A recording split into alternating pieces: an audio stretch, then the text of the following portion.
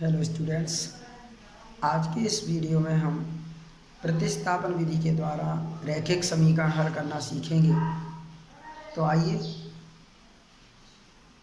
प्रतिस्थापन विधि के द्वारा रैखिक समीकरण हल करना सीखें। यहाँ देखिए दो समीकरण हमको इस तरह से दिए हुए हैं। हम इन्हें समीकरण 1 और समीकरण 2 दे देंगे। अब हम समीकरण 1 से एक वैल्यू निकाल लेंगे, चाहे x की या y की, और उसे दूसरे समीकरण में सब्स्टिट्यूट कर दिया जाएगा।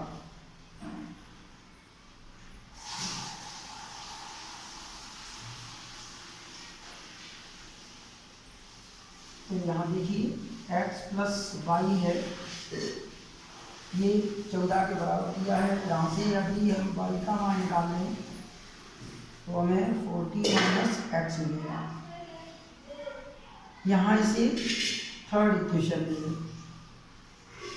इस थर्ड इक्वेशन से जो y की वैल्यू है ये हमें सेकंड इक्वेशन में सब्स्टिट्यूट करनी है। आप लिखेंगे y का मान समीकरण 3 से समीकरण 2 में रखने पर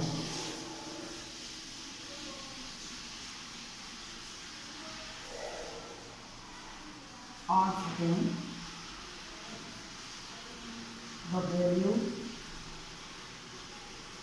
of y in equation second from equation third. हम इक्वेशन सेकंड यहाँ उतार लेंगे। अब इसमें जहाँ पर y है वहाँ हम 14 माइनस एक्स वैल्यू सब्स्टिट्यूट करेंगे। यहाँ पर 14 माइनस एक्स लिखते समय आपको यहाँ ध्यान देना है कि इसके आगे नेगेटिव साइन है, इसलिए ब्रैकेट में लिखेंगे। इसके बाद में आप इस ब्रैकेट को ओपन करेंगे तो यहाँ ये 14 नेगेटिव हो जाएगा, लेकिन ये जो x है माइनस का, यहाँ ये माइनस और ये माइनस प्लस का x आ जाएगा। इसके बाद देखिए प्लस का x और ये प्लस का x, ये दोनों को ऐड कर देंगे तो 2x हो गया।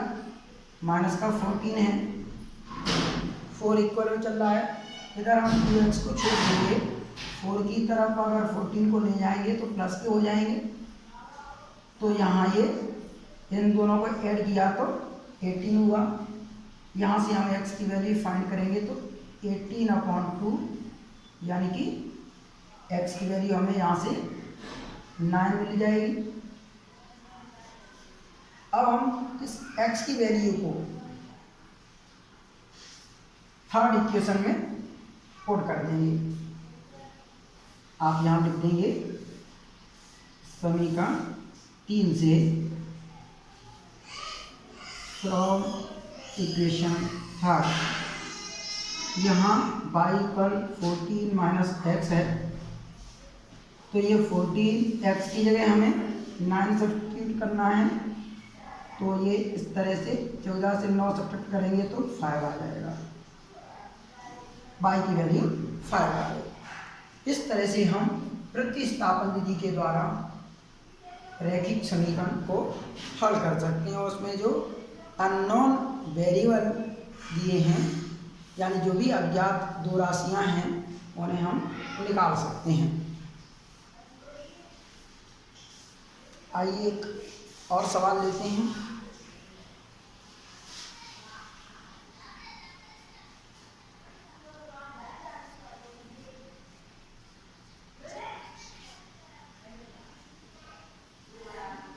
s माइनस टी इक्वल 3 है और एक अगर इक्वेशन है s/3 प्लस t/2 इक्वल में हमको 6 दिया है। एक अगर इक्वेशन इस तरह से हमें दी हुई है। अब यहाँ दीजिए, देखिए ये जो इक्वेशन है ये ठीक तरीके से लिखी हुई है। इस वाली इक्वेशन को किसी टाइप से लिखने के लिए हमें इस 2 का इस s से मल्टीप्लाई करना है, इस 3 का इस t से मल्टीप्लाई करना है, या ये समझिए यहाँ पर हमें पहले एलसीएम लेना है। चलिए मैं इसे आपको ठीक से करके बताता हूँ। यहाँ सबसे पहले हम ये एलसीएम ले लेंगे 3 का 2 का, जो 6 मिलेगा।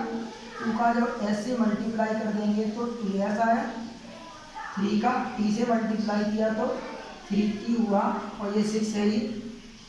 अब 6 का अगर इससे मल्टीप्लाई कर दें तो ये 2s प्लस 3t इधर ही छोड़िए, 6 से 6 का मल्टीप्लाई किया तो 36 आया। इसे हम सेकंड इक्वेशन ले लेंगे। अब हम यहाँ से जैसे हमने पहला सवाल किया था उसी तरीके से इसे सॉल्व करेंगे। सबसे पहले हम समीकरण 1 से लिखेंगे और यहाँ से s माइनस टी बराबर जो 3 दिया है उसमें से कोई एक वैल्यू निकाल लेंगे।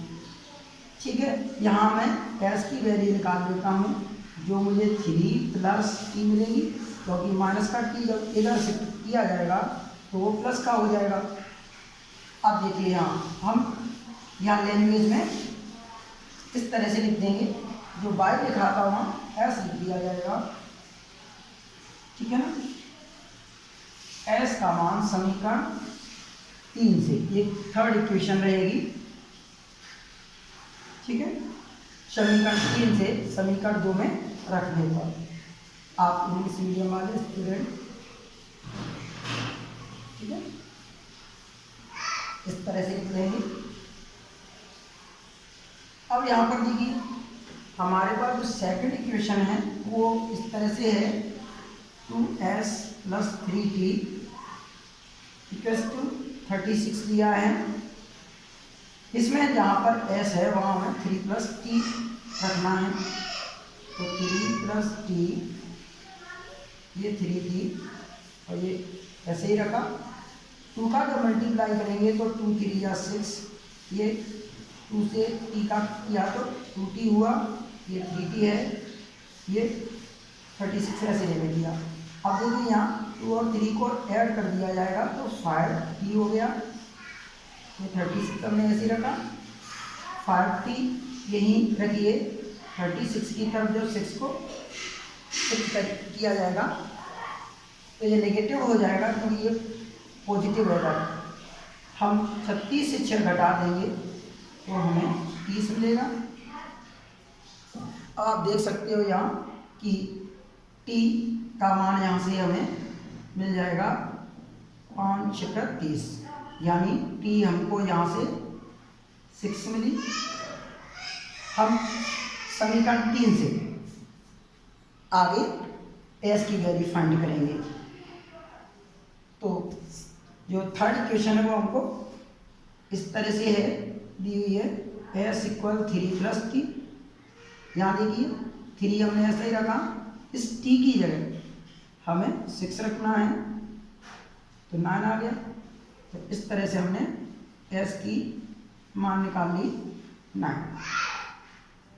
तो इस तरह से हम प्रतिस्थापन के द्वारा, जिस तरह से हमने विलोपन विधि के द्वारा आसानी से इन रैखिक समीकरणों को सरल किया था, उसी तरीके से इस विधि के द्वारा भी इनको आसानी से सरल किया जा सकता है। चलिए एक अन्य सवाल ले लेते हैं।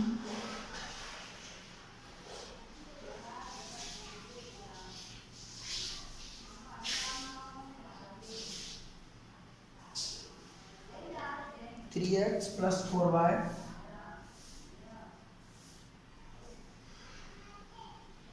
इक्वल्स टू दिया गया हमको 10। अगली एक इक्वेशन है 2x माइनस का 2y इक्वल्स टू 2। इसे फर्स्ट इक्वेशन और इसे सेकंड इक्वेशन बना लेते हैं। अब हम सबसे पहले फर्स्ट इक्वेशन से फ्रॉम इक्वेशन 1 और यहाँ से हम एक वैल्यू निकाल लेते हैं, चाहे x की निकालें या y की, ये आपको अपने हिसाब से डिसाइड करना है। तो चलिए मैं यहाँ पर y की वैल्यू निकाल लेता हूँ। 4y इधर ही रखें, 3x को उधर शिफ्ट किया जाए तो माइनस का 3x हो गया। तो यहाँ से y की वैल्यू आ गई 10 माइनस 3x अपॉन में 4। इसे इक्वेशन थर्ड बना देंगे। इसके बाद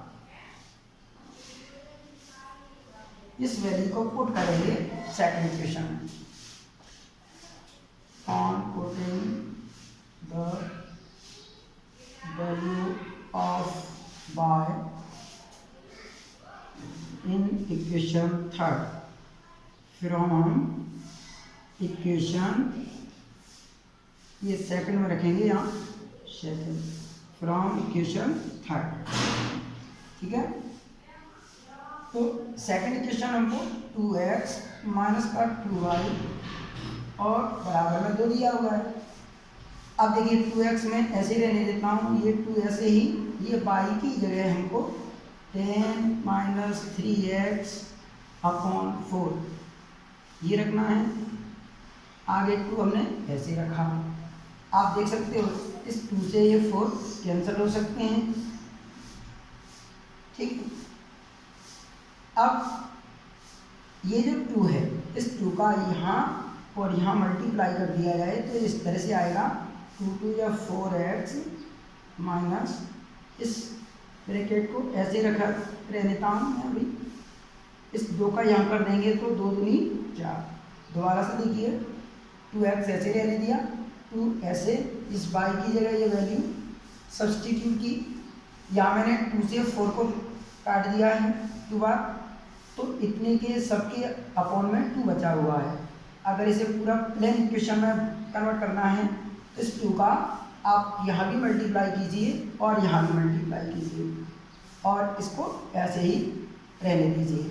अब यहाँ से ये कोष्टक खोलना है तो इससे इनके निशान बदल जाएंगे। ये माइनस का हो जाएगा 10, ये प्लस का हो जाएगा 3x और ये 4 ऐसे ही रहने दिया। अब देखिए 4x प्लस 3x इन दोनों को ऐड किया तो 7x हो गया और माइनस 10 को उधर शिफ्ट किया तो प्लस का हो जाएगा जो कि 14 होगा। अगर यहाँ से हम x की वैल्यू निकालेंगे तो 14/7 यानी कि 7 दूनी 14, x का मान 2 आ जाएगा, आप देख सकते हैं। अब हम अगले मान के लिए इस x के मान को समीकरण 3 में रख देंगे। तो फ्रॉम इक्वेशन थर्ड, यहाँ हम इक्वेशन थर्ड को उतार देते हैं।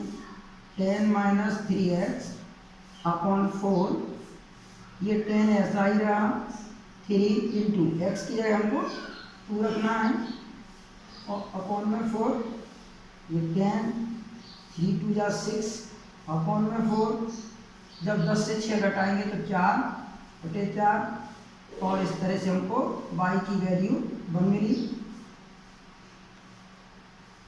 ठीक है, इस तरह से हमने y की वैल्यू भी फाइंड कर ली। आइए अगला सवाल करते हैं।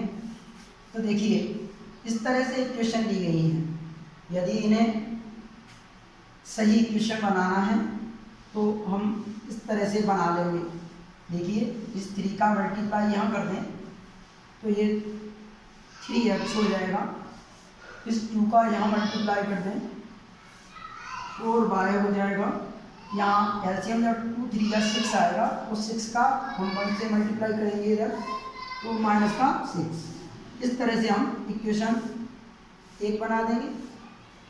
इसी तरीके से इस इक्वेशन को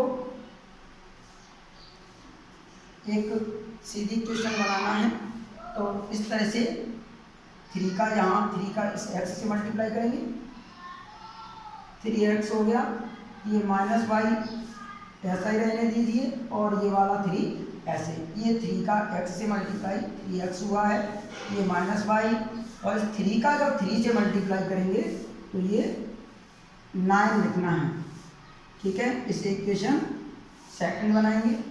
दोबारा देखिए, इस 3 का यहाँ मल्टीप्लाई किया 3x हुआ, ये 2 से 2 का मल्टीप्लाई 4y हुआ, और 2 3 का जो 6 आएगा यहाँ एलसीएम लेके उसका यहाँ मल्टीप्लाई किया जाएगा, तो इस तरह से इक्वेशन आएगी। इस इक्वेशन को थोड़ा सिंप्लीफाई किया तो 3 का x से मल्टीप्लाई किया 3x हुआ, ये माइनस का y, अब इस 3 का मल्टीप्लाई यहाँ भी करना चाहिए आपको, तो ये 9 आ जाएगा। अब यहाँ से कैसे करना है, आप समीकरण 1 से, एक बात और ध्यान दीजिए कि हम दोनों समीकरण से, चाहे पहले समीकरण से कोई एक वैल्यू निकाल के सेकंड में पुट कर दें, या सेकंड इक्वेशन से कोई एक वेरिएबल की वैल्यू निकाल के फर्स्ट में पुट कर दें, आपको जैसा अच्छा लगे उस तरीके से उसे सॉल्व किया जा सकता है। तो देखिए, आप यहाँ ध्यान दें तो सेकंड इक्वेशन से अगर वैल्यू निकालें तो थोड़ा आसान वैल्यू निकल सकती है y की। ठीक है, तो मैं लिख देता हूँ फ्रॉम इक्वेशन 2। ठीक है, आपको रटना नहीं है इसे, इसीलिए मैं सेकंड इक्वेशन से इसको करवा देता हूँ। आप दोनों इक्वेशन देख लिया करें, कौन सी आपको सिंपल इक्वेशन दिख रही है जिसमें से बिना कोई अपॉन वाली, मतलब बिना जैसे कि जो थोड़ी कठिन वैल्यू निकलती है किसी वेरिएबल की, वैसी ना निकल रही हो, उसकी वैल्यू निकालो तो बहुत आसान होता है। जैसे यहाँ y की जब वैल्यू निकाली जाएगी तो बिना अपॉन वाली आएगी, ठीक है, जिसमें फ्रैक्शन नहीं होगी। तो देखिए, मैं यहाँ से 3x, इस 9 को इधर ले आऊँ तो माइनस का हो जाएगा, y को उधर शिफ्ट करूँगा तो प्लस का हो जाएगा, यानी मुझे जो y की वैल्यू मिली वो 3x माइनस 9 एक ऐसी वैल्यू मिली है जिसमें कोई बटे वाली नंबर नहीं है, फ्रैक्शन टाइप नहीं है, तो इसको थोड़ा कैलकुलेट करना आसान होता है। इस वजह से मैंने सेकंड इक्वेशन से एक वैल्यू y की निकाल ली है। अब हम इस y की वैल्यू को फर्स्ट में पुट कर देंगे, तो आप यहाँ लिख दीजिए for the value of y in equation first from equation third. ठीक है, तो जो हमारी फर्स्ट इक्वेशन है वो इस तरह से है 3x plus 4y to minus का 6। अब जहाँ पर हमको y दिख रहा है वहाँ हम 3x माइनस 9 लिख देंगे, ये माइनस का 6 ऐसे रहने दिया, 3x इस 4 का मल्टीप्लाई किया तो ये 4 के 12, ये 4 9 36, ये 6 ऐसे रहने दिया, ये 12 और 3 दोनों को ऐड किया तो 15x हुआ, माइनस का 36 उधर शिफ्ट कर देंगे तो प्लस का हो जाएगा। तो इस तरह से 36 से 6 घटा देंगे तो 30 बचेगा। ठीक है, अब यहाँ से x की वैल्यू आ जाए निकाल ली जाएगी, जो 15 दूनी 30, तो 2 आ जाएगी। ठीक है, अब हम y की वैल्यू के लिए x के मान को समीकरण 3 में रख देंगे,